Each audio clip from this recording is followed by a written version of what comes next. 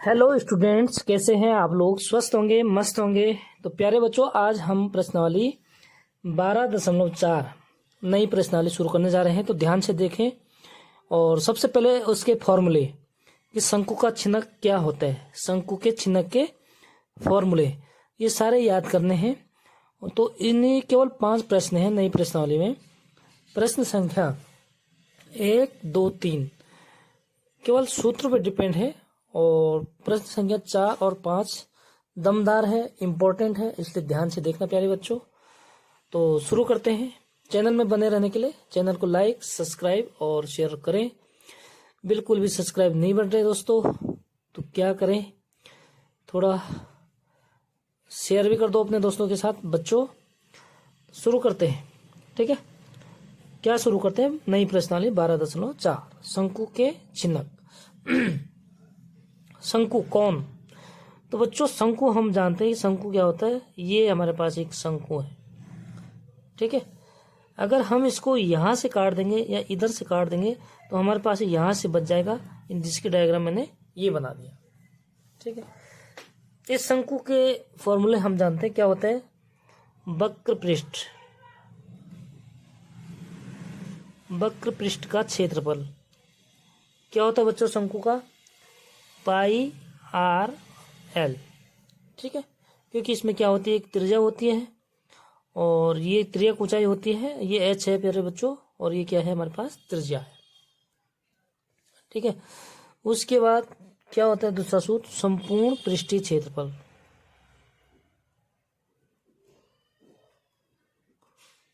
क्या होता है बच्चों संपूर्ण पृष्ठीय क्षेत्रफल? शंकु का क्या होता है? पाई आर एच, मतलब एल, पाई आर एल है बच्चों ये, ठीक है।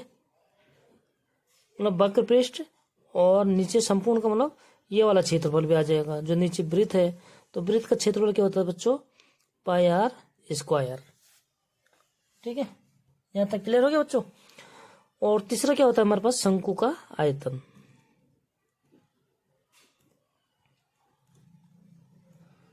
तो शंकु का आयतन क्या होता है प्यारे बच्चों? आप लोगों को याद होगा सूत्र, क्योंकि लास्ट प्रश्नावली में हमने आयतन से संबंधित क्वेश्चन किए थे। तो इसका आयतन होता है 1/3 पाई आर स्क्वायर एच, ठीक है। ये 3 क्या होते हैं हमारे पास फॉर्मूले। तो ये होता है हमारे पास शंकु के छिनक। तो अधिकांश इस तरह की क्या होते हैं आकृति, ऐसे हमारे पास गिलास हो गया, बाल्टी होगी, तो बहुत सारे ऐसे क्या होता है हमारे पास मॉडल देखने को मिलते हैं, ठीक है बच्चों। तो उसमें किसी में तिर्यक ऊंचाई पूछते हैं तो हम जो है इसको क्या कर सकते हैं, हम यहाँ से एक समांतर रेखा खींच के हम क्या कर सकते हैं, निकाल सकते हैं इसका फॉर्मूला। लेकिन यहाँ पे हम सिर्फ अभी इतने गहरे में नहीं जाएंगे, यहाँ पे क्या करेंगे हम इनको याद कर देंगे। यहाँ पे छिनक में क्या होता है, ये R1 जो बड़ी त्रिज्या होती है हम उसको R1 कहते हैं और छोटी त्रिज्या को हम R2 कहते हैं, R2, और ये वाली त्रिज्या होती है R1 बच्चों, ठीक है। तो R की जगह R1 और R2 आ जाएगा इसमें। तो क्या हो जाएगा बच्चों, छिनक का वक्र पृष्ठ, शंकु के छिनक का वक्र पृष्ठ बराबर हो जाएगा, ये आपको ध्यान रखने सूत्र, ठीक है। इस पर आधारित हम क्या करेंगे, फिर प्रश्न करेंगे।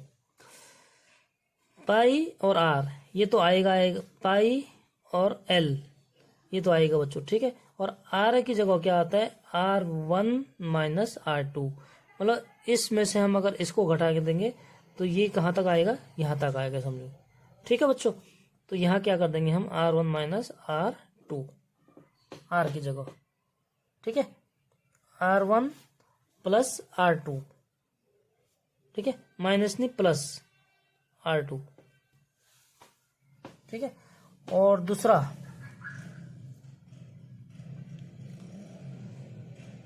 संपूर्ण पृष्ठीय क्षेत्रफल, छिनक का संपूर्ण पृष्ठीय क्षेत्रफल।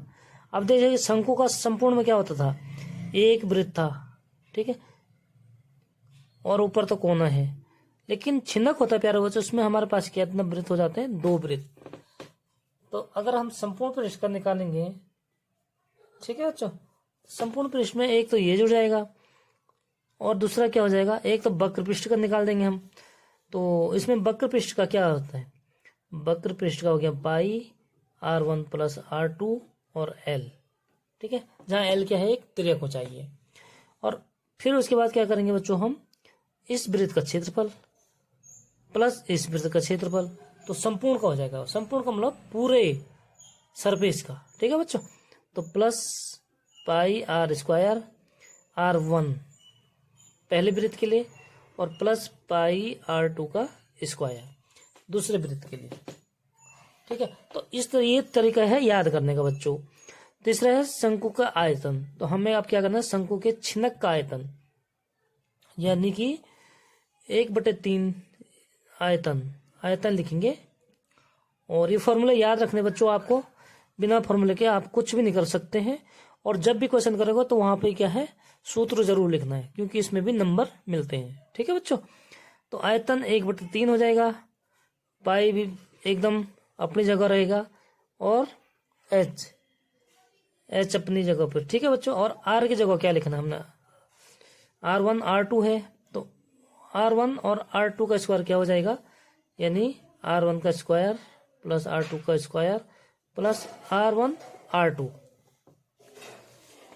ठीक है बच्चों, तो ये 3 फॉर्मूले हमें याद रखने हैं और इसी पे आधारित क्या है, हमारे पास प्रश्नावली में प्रश्न है। ठीक है, तो शुरू करते हैं अब प्रश्न संख्या। बच्चों वीडियो को सब्सक्राइब और शेयर जितनी स्पीड से करेंगे तो आप लोगों के साथ फिर लाइव क्लासेस शुरू करने वाले बहुत जल्दी। ठीक है, क्योंकि बहुत कम सब्सक्राइबर हैं, इसलिए लाइव क्लासेस में वो मजा नहीं आता है। इसलिए प्यारे बच्चों अभी हम वीडियो बना रहे हैं। ओके, जल्दी जल्दी सब्सक्राइब करो, फिर लाइव क्लासेस शुरू करते हैं। एग्जाम सर पे है बिल्कुल, बहुत जल्दी जल्दी। प्रश्न संख्या 1, पानी पीने वाला एक गिलास 14 सेंटीमीटर ऊंचाई वाले एक गिलास है बच्चों।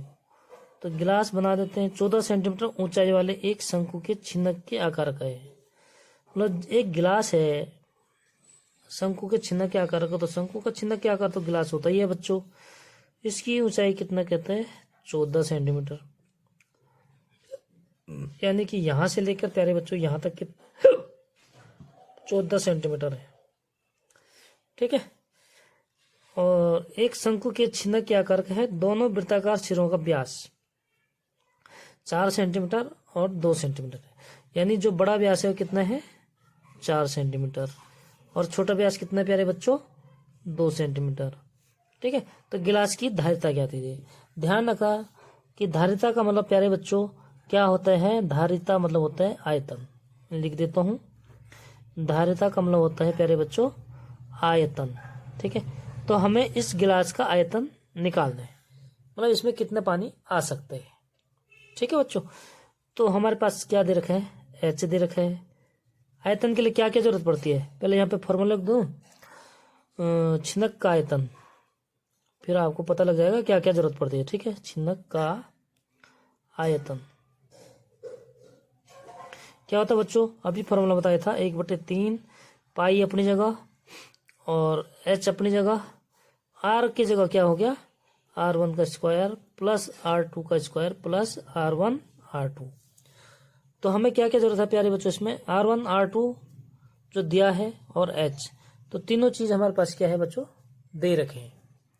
ठीक है, गिवन है, तो हम लोग क्या करेंगे, मान पुट कर देंगे। सबसे पहले मान लिख देते हैं, यानी छिनक का ऊंचाई H बराबर कितने बच्चों, 14 सेंटीमीटर, और R1 बराबर कितना है, बड़े व्यास बटे 2 यानी कि 2 सेंटीमीटर प्यारे बच्चों। और R2 लिख देंगे हम कितना, 2 सेंटीमीटर व्यास है, तो त्रिज्या व्यास बटे 2 यानी कि 2/2 बराबर 1।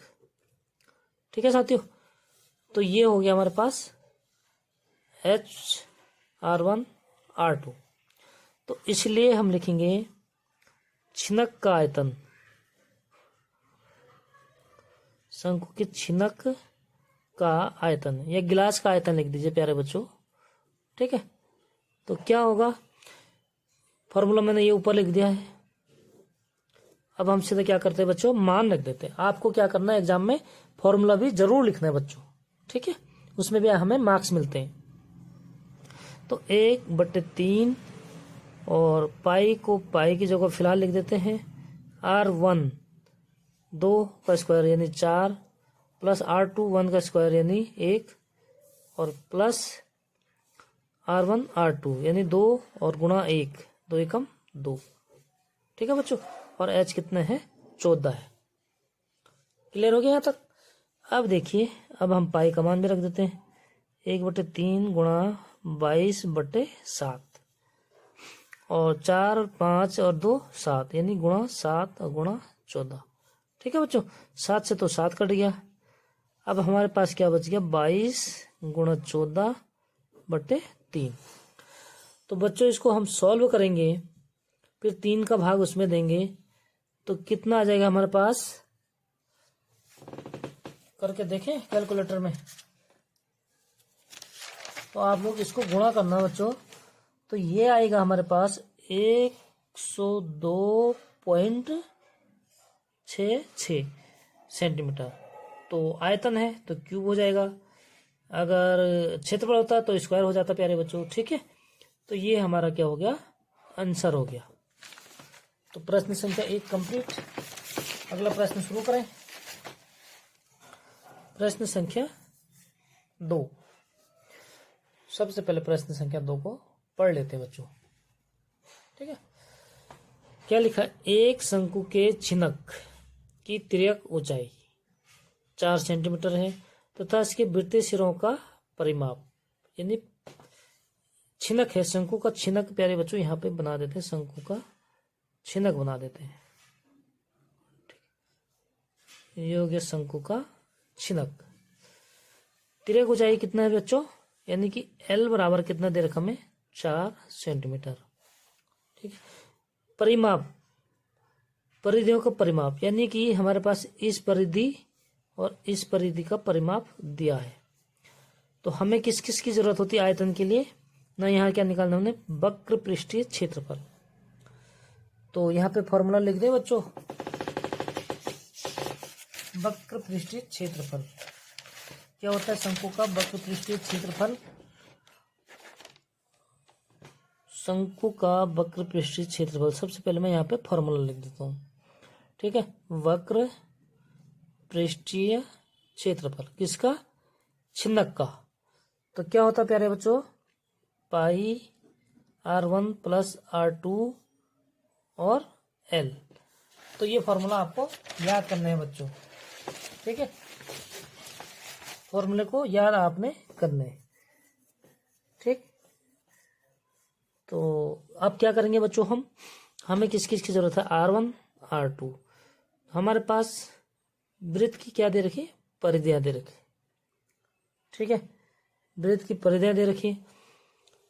तो पहली परिधि के लिए, इसके लिए और इसके लिए ये हो गया R1 और ये हो जाएगा R2। तो वृत्त की परिधि क्या कह रहा है, सिरों के परिमाप।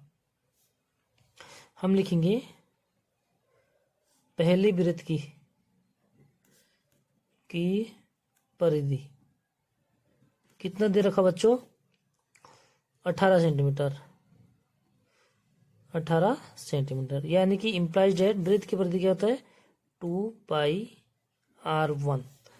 ठीक है, इसके लिए क्या हो जाएगा, R1 बराबर कितना दे रखे, 18।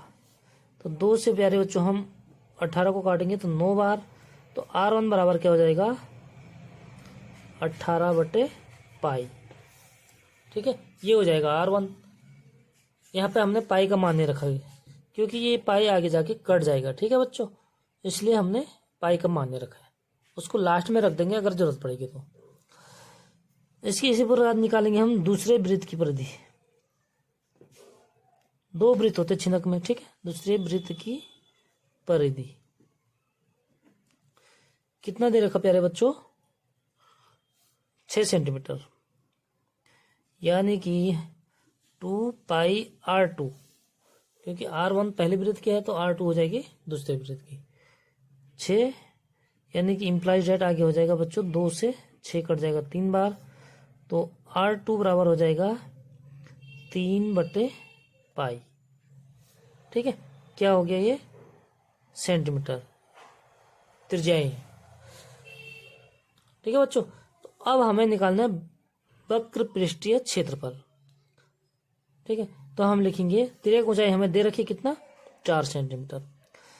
तो वक्र पृष्ठीय क्षेत्रफल किसका, छिन्नक का, आपको पूरा लिखना है दोस्तों। ठीक है, क्या होता है फॉर्मूला मैंने ऊपर लिख दिया, यानी पाई, और R1 की जगह क्या है बच्चों 18 नहीं होना चाहिए, 9 होना चाहिए, क्योंकि 9 बार कट गया। ठीक है बच्चों, सॉरी इसके लिए। तो ये हो जाएगा 9/पाई प्लस R2 कितने बच्चे 3/पाई। ठीक है, और आगे क्या है L दे रखा हमें 4। अब देखो बच्चों 1/पाई को बाहर आ जाएगा, यानी कि पाई गुणा 1/पाई क्या आ गया, कॉमन आ गया, अंदर बच गया 9 + 3, और बाहर है प्यारे बच्चों 4, पाई से पाई कट गया, 9 3 12, और 12 गुणा 4 12 चको 48 सेंटीमीटर। तो पृष्ठीय क्षेत्रफल है बच्चों, तो ये क्या हो जाएगा सेंटीमीटर स्क्वायर। ठीक है, ये क्या हो गया हमारा प्रश्न संख्या 2। कहीं कोई भी डाउट हो पा रहा है बच्चों तो आप कमेंट में लिखिए, आपके डाउट को, आपके संदेह को बिल्कुल ठीक कर दिया जाएगा कमेंट में ही या वीडियो के माध्यम से। ओके बच्चों, बिल्कुल भी टेंशन लेने की जरूरत नहीं, आप लोगों को सवाल पूरे करने हैं, नंबर पूरे लाने हैं दोस्तों। प्रश्न संख्या 3, ध्यान से पढ़िए। एक तुर्की टोपी, तुर्की कोई सी भी टोपी है समझ लो आप, तुर्की शंकु के एक छिन्नक के आकार की है, मतलब एक टोपी बना देते हैं शंकु के छिन्नक के आकार के। बच्चों टोपी आप लोग जानते होंगे, पहनते भी हैं। तो ये क्या हो गया हमारे पास टोपी होगी। टोपी का ऊपर का हिस्सा क्या होता है प्यारे बच्चों, बंद होता है, ये मतलब बंद है, और नीचे का हिस्सा टोपी का क्या होता है, खुला। बच्चों जब ये नीचे का हिस्सा खुला होगा तभी तो ये टैप होगी, को कैप होगी ना, तभी तो हम इसको सर में डाल सकेंगे। ठीक है, तो टोपी समझ गए आप लोग। यदि इसके खुले सिरे की त्रिज्या, यानी कि इस खुले सिरे की त्रिज्या कितनी है 10 सेंटीमीटर, यानी कि R1 बराबर 10 सेंटीमीटर।